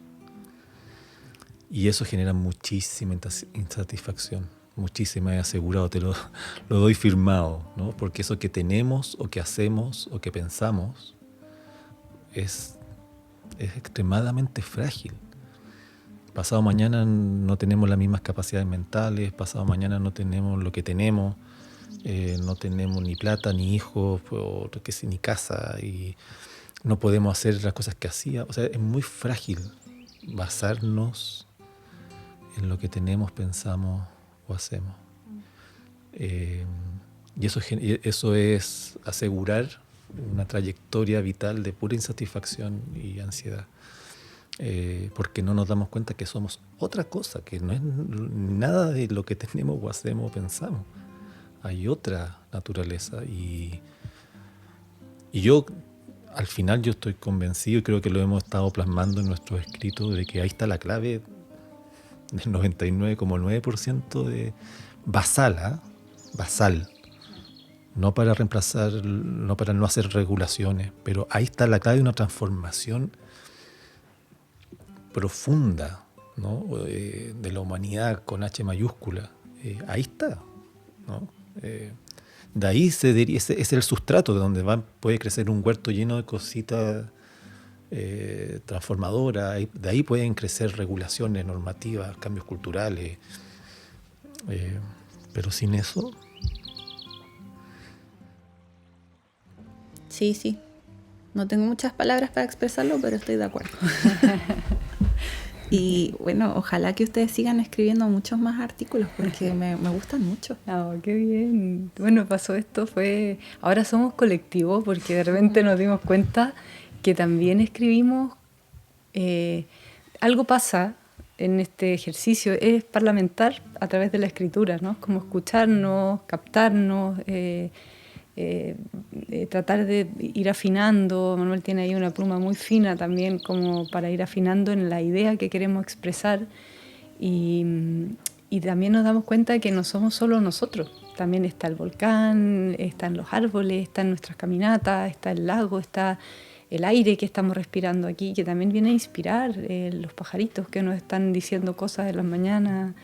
Como que todo eso está ahí trabajando en nuestro interior y se está expresando de esa manera.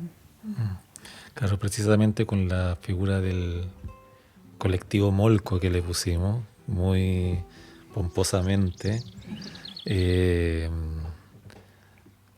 también un ejercicio en sí mismo de dejar de identificarnos con esos personajes, que es Daniela Cienfuegos y Manuel Tironi, ¿no?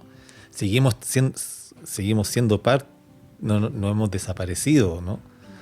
Pero cómo también buscar otras maneras, en este caso de autoría y de copensar, que sean un poquito, que hagan un gesto al menos, de un poquito más de apertura, pluralidad, de no caer en la misma figura de autores, ¿no? Y reconocernos como una comunidad que es fluctuante y que más que, como decía Dani, que no somos solamente nosotros dos, sino que otro elemento no humano incluso, ¿no? que es parte del colectivo, son parte del colectivo, ¿no? Reconocer eso. Como nosotros decimos, no somos solo el podcast, no somos yo y el Seba, es mucho más que nosotros. Exacto. Sí. Exacto. Y también yo creo que hay en ese tipo de cosas que son muy, imagínate, como firmamos un artículo en una revista que no sé si es muy popular, ¿no?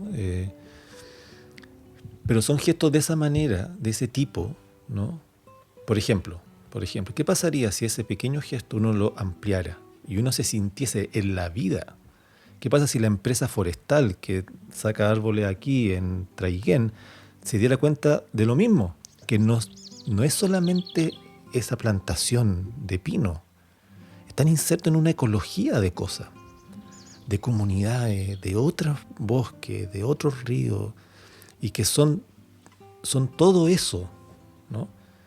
¿Qué pasa si empezáramos a pensar más ecológicamente en ese sentido? No ecológicamente porque sabemos teorías sobre la sustentabilidad, sino que ecológicamente porque nos sentimos parte de un enmallado, que es más que nosotros mismos, nosotras mismas, y que dependemos de ese enmallado, ¿no?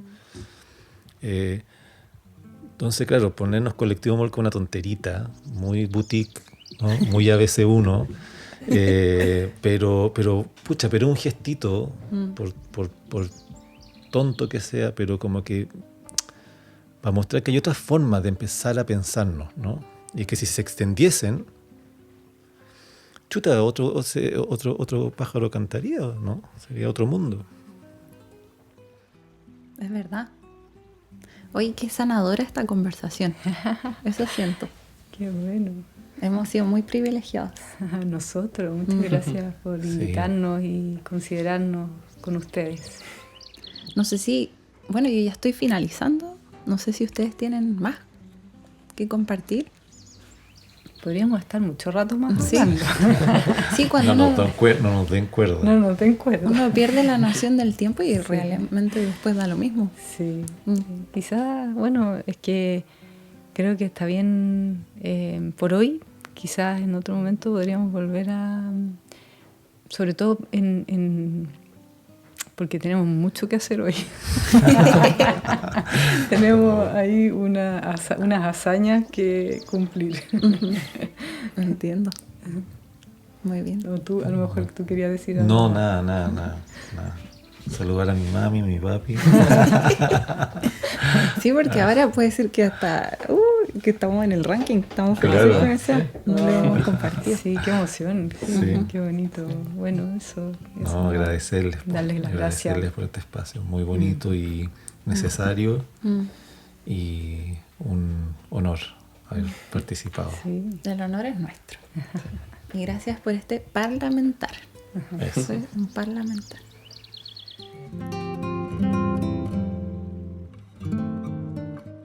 Agradecemos a nuestros colaboradores que son Book Bazaar es una librería ubicada en Pucón de libros usados.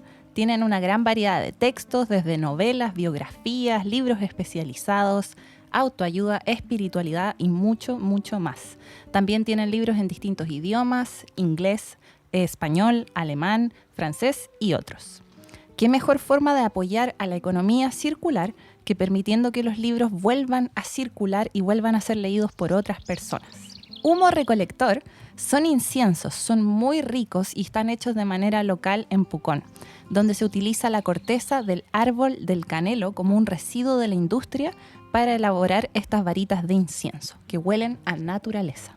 En barra son productos cosméticos como champús, acondicionadores, jabones y otros productos en barra, sin empaquetado, son basura cero, biodegradables, 100% veganos, no testeados en animales y son súper buenos.